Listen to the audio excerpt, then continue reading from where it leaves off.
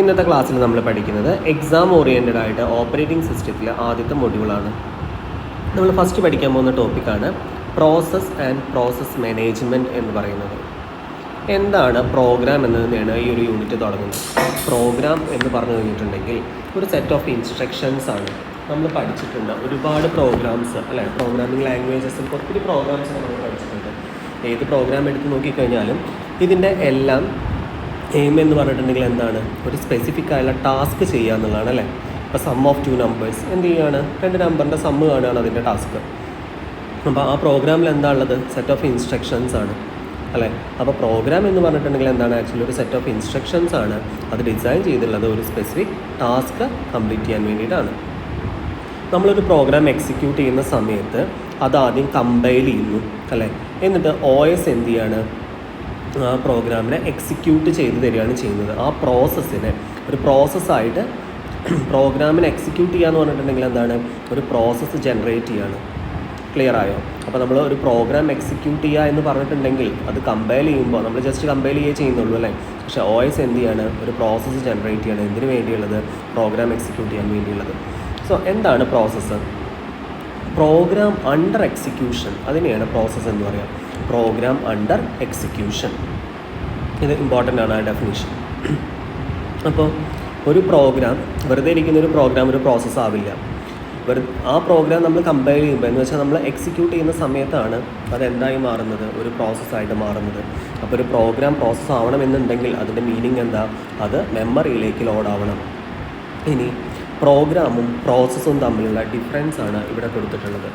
Programme എന്ന് പറഞ്ഞിട്ടുണ്ടെങ്കിൽ ഒരു പാസീവായുള്ള എൻറ്റിറ്റിയാണ്. അത് നമ്മുടെ സെക്കൻഡറി മെമ്മറിയിൽ വെറുതെ കിടക്കുക. അപ്പോൾ പാസീവ് എൻറ്റിറ്റി എന്നാണ് വിളിക്കുക. ഇനി പ്രോസസ്സ് ആണെങ്കിലും അത് എക്സിക്യൂട്ട് ചെയ്യുന്നതാണ് അല്ലേ. സോ അതെന്താണ്, ആക്റ്റീവ് എൻറ്റിറ്റിയാണ്. അത് മെയിൻ മെമ്മറിയിലേക്ക് ലോഡായി കഴിഞ്ഞു. ഇനി പ്രോഗ്രാം എന്ന് പറയുന്നത് ഒരു സിംഗിൾ പ്ലേസിലാണ് കിടക്കുക അല്ലേ. അത് ഡിലീറ്റ് ചെയ്യുന്നവർ ആ പ്ലേസിൽ തന്നെ ആയിരിക്കും ഉണ്ടാവുക. നേരെ മറിച്ച് പ്രോസസ്സ് ആണെങ്കിലോ അത് എക്സിസ്റ്റ് ചെയ്യുന്നത് ഒരു ലിമിറ്റഡ് സ്പാൻ ഓഫ് ടൈമിലായിരിക്കും. അതായത് നമ്മൾ എപ്പോഴാണോ അത് ആ ഒരു കംപ്ലീഷൻ കഴിയുന്ന വരെ പ്രോഗ്രാം എക്സിക്യൂട്ട് ചെയ്യുന്ന അത്രയും ഒരു ഡ്യൂറേഷനിലാണ് അതിൻ്റെ സ്പാൻ ഓഫ് ടൈം എന്ന് പറയുന്നത്. പ്രോഗ്രാമിന് എപ്പോഴും ചേഞ്ച് ഒന്നും ഉണ്ടാവില്ല, എപ്പോഴും സ്ഥിരമായിട്ടിരിക്കുക ചെയ്യുക. നേരെ മറിച്ച് പ്രോസസ്സ് ആണെങ്കിലോ ഒരു ഡൈനാമിക് എൻറ്റിറ്റി ആയിരിക്കും, മാറിക്കൊണ്ടിരിക്കും. ഇനി പ്രോഗ്രാമിന് പ്രത്യേകിച്ച് റിസോഴ്സ് ഒന്നും വേണ്ട, കാരണം അതെന്താ, ഒരു കോഡാണ് അല്ലേ. ആ ഒരു മെമ്മറി സ്പേസ് സ്റ്റോർ ചെയ്യാൻ, ഇൻസ്ട്രക്ഷൻസ് സ്റ്റോർ ചെയ്യാനുള്ള സ്പേസ് സെക്കൻഡറി മെമ്മറിയിലൊരു സ്പേസ് മാത്രമേ വേണ്ടൂ. നേരെ മറിച്ച് പ്രോസസ്സ് ആണെങ്കിലോ അതിന് ഒരുപാട് റിസോഴ്സുകൾ വേണം. നമ്മുടെ CPU, മെമ്മറിയും അഡ്രസ്സും ഇൻപുട്ട് ഔട്ട്പുട്ടും ഇതൊക്കെ അതിൻ്റെ ലൈഫ് ടൈമിൽ ആവശ്യമുണ്ട്.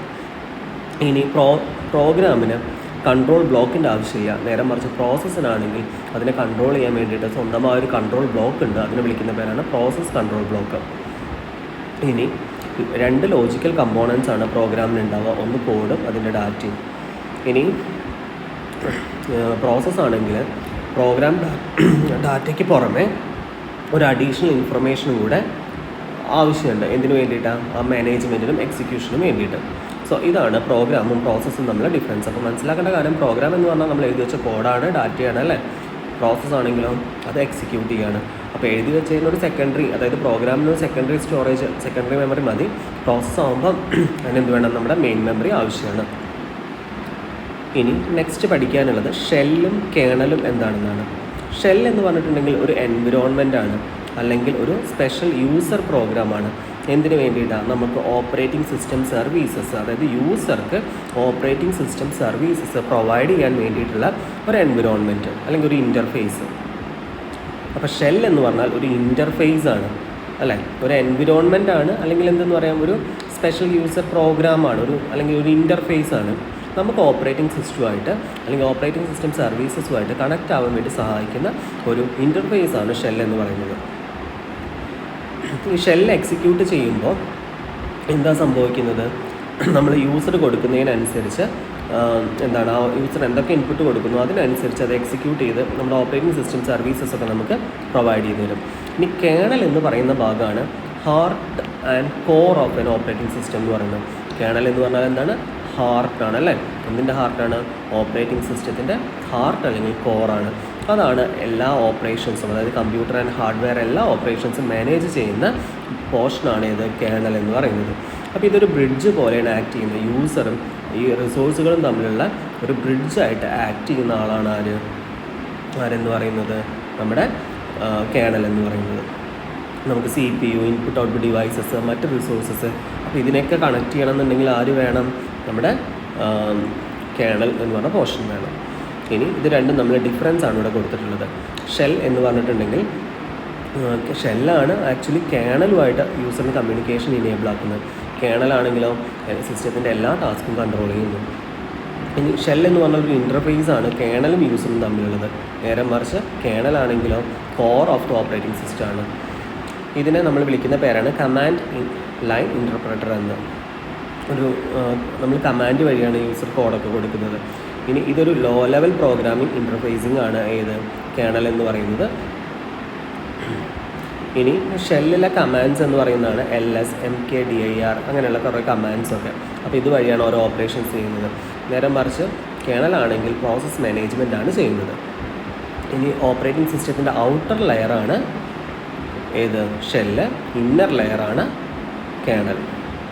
ഇനി ഷെൽ എന്ന് പറയുന്നത് ഇൻട്രാക്ട് ചെയ്യുന്നത് യൂസറും പിന്നെ ഇൻ്റർപ്രറ്റ് ചെയ്യുന്നത് ആ മെഷീൻ അണ്ടർസ്റ്റാൻഡബിൾ ആയ ലാംഗ്വേജിലേക്കാണ്. യൂസർ കൊടുക്കുന്നതിന് മെഷീന് മനസ്സിലാവുന്ന കാര്യമാക്കിയിട്ട് മാറ്റി കൊടുക്കുന്നു.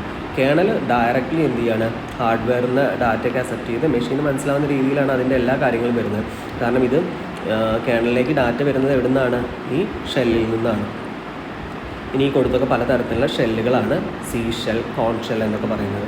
ഇനി കേണലും ഇതേപോലെ ഉണ്ട്. Monolithic colonel, micro colonel, hybrid colonel, അത്തരത്തിലുള്ള ടൈപ്സും വരുന്നുണ്ട്. സോ ഇതാണ് ഇത് തമ്മിലുള്ള ഡിഫറൻസ്. ഇത് ഇമ്പോർട്ടൻ്റ് ആയൊരു ക്വസ്റ്റ്യനാണ്. ഇനി നെക്സ്റ്റ് നമുക്ക് പഠിക്കാനുള്ളത് പ്രോസസ് കൺട്രോൾ ബ്ലോക്കാണ്. പ്രോസസ് കൺട്രോൾ ബ്ലോക്ക് എന്ന് പറഞ്ഞാൽ ഒരു ഡാറ്റ സ്ട്രക്ചറാണ്. ഓപ്പറേറ്റിംഗ് സിസ്റ്റം കേണലിൻ്റെ ഒരു ഡാറ്റ സ്ട്രക്ചറാണ് ആക്ച്വലി എന്ത്, ഈ PCB എന്ന് പറയുന്നത്. ഈ ഡാറ്റ സ്ട്രക്ചറിൽ എന്താ ഉണ്ടാവുക, ഇൻഫോർമേഷൻ അല്ലേ, അതായത് ഓരോ പർട്ടിക്കുലർ പ്രോസസ്സിനെ മാനേജ് ചെയ്യാനുള്ള ഇൻഫോർമേഷൻസ് ഉള്ളൊരു ഡാറ്റ സ്ട്രക്ചറാണ് PCB. സോ PCB എന്ന് പറഞ്ഞാൽ ഒരു ഡാറ്റ സ്ട്രക്ചറാണ് ഓപ്പറേറ്റിംഗ് സിസ്റ്റത്തിൻ്റെ, ഓപ്പറേറ്റിംഗ് സിസ്റ്റം കേണലിൻ്റെ ഒരു ഡാറ്റ സ്ട്രക്ചറാണ്. അതിനകത്ത് ഉണ്ടാവുക ഓരോ ഇൻഫോർമേഷൻ എന്ന് പറഞ്ഞാൽ എന്തായിരിക്കും, ഒരു പർട്ടിക്കുലർ പ്രോസസ്സിനെ എങ്ങനെ മാനേജ് ചെയ്യണമെന്നുള്ളതിൻ്റെ ഒരു പ്രോസസ്സ് എപ്പോൾ സ്റ്റാർട്ട് ചെയ്യണം, എപ്പോൾ സ്റ്റോപ്പ് ആവണം, അതിൻ്റെ മെമ്മറി എത്രയാണ്, അത്തരം കാര്യങ്ങളൊക്കെ. അപ്പോൾ PCB ഒരു ഡാറ്റ സ്ട്രക്ചറാണെന്ന് ഓർത്ത് വയ്ക്കുക. ഒരു പ്രോസസ്സിനെ ഡിഫൈൻ ചെയ്യുന്ന ഡാറ്റ സ്ട്രക്ചറാണ് ഓപ്പറേറ്റിംഗ് സിസ്റ്റത്തിൽ. ഒരു പ്രോസസ്സിനെ ഡിഫൈൻ ചെയ്യുന്ന ഡാറ്റ സ്ട്രക്ചറാണ് എന്ത്, ഈ പറഞ്ഞ PCB. ഇനി ഈ ഒരു സ്ട്രക്ചർ പഠിച്ചു വയ്ക്കുക. Process state, process number, program counter, registers, memory limits, list of open files, അതൊക്കെ അതിനകത്ത് ഉണ്ടായിരിക്കും. എന്താണ് പ്രോസസ് സ്റ്റേറ്റ്? പ്രോസസ് സ്റ്റേറ്റ് എന്ന് പറഞ്ഞാൽ ഒരു പ്രോസസ്സിൻ്റെ കറൻറ്റ് സ്റ്റേറ്റ് ആണ് ഉദ്ദേശിക്കുന്നത്. അതായത് ആ പ്രോസസ്സ് റെഡിയാണോ എക്സിക്യൂട്ട് ചെയ്യാൻ, അതോ റൺ ചെയ്തുകൊണ്ടിരിക്കുകയാണോ, വെയിറ്റ് ചെയ്യാണോ, എന്താണെങ്കിലും അതാണ് പ്രോസസ് സ്റ്റേറ്റ് എന്നുകൊണ്ട് ഉദ്ദേശിക്കുന്നത്. ക്ലിയർ ആയോ? അപ്പോൾ ഇനി ആ ഡാറ്റ സ്ട്രക്ചറിൽ അടുത്തതാണ് എന്ത്, പ്രോസസ് നമ്പർ. പ്രോസസ് നമ്പർ എന്ന് പറഞ്ഞാൽ ഒരു യുണീക്ക് ഐഡൻറ്റിഫിക്കേഷൻ നമ്പറാണ്. അത് വെച്ചിട്ടാണ് ട്രാക്ക് ചെയ്യുക, അതായത് ഫസ്റ്റത്തേണോ സെക്കൻഡാണോ രണ്ടാമത്തേണോ എത്രാമത്തെ പ്രോസസ്സാണ് ഇപ്പോൾ എക്സിക്യൂട്ട് ചെയ്യേണ്ടതെന്നുള്ളത്. ഇനിയുള്ളത് പ്രോഗ്രാം കൗണ്ടറാണ്. പ്രോഗ്രാം കൗണ്ടർ എന്ന് പറഞ്ഞത് ഒരു രജിസ്റ്ററാണ്. അത് നെക്സ്റ്റ് ഇൻസ്ട്രക്ഷൻ, അടുത്ത ഏത് ഇൻസ്ട്രക്ഷൻ എക്സിക്യൂട്ട് ചെയ്യണം എന്നുള്ളതാണ് അതുകൊണ്ട് ഉദ്ദേശിക്കുന്നത്. പിന്നെ വരുന്നത് എന്താണ്, CPU രജിസ്റ്റേഴ്സാണ് അല്ലേ. CPU രജിസ്റ്റേഴ്സാണ് memory address register, memory buffer register, program counter, instruction register, അത്തരത്തിലുള്ള രജിസ്റ്റേഴ്സ് ഒക്കെയാണ് CPU രജിസ്റ്റേഴ്സ്. പിന്നെ മെമ്മറി ലിമിറ്റ് എന്ന് പറഞ്ഞിട്ടുണ്ടെങ്കിൽ process stored location memory details ഒക്കെയാണ്. Then list of files, priority of process, pointer to parent process, pointer to child process, അത്തരത്തിലുള്ള കാര്യങ്ങളും ഇതിനകത്ത് extra ആയിട്ട് വരും.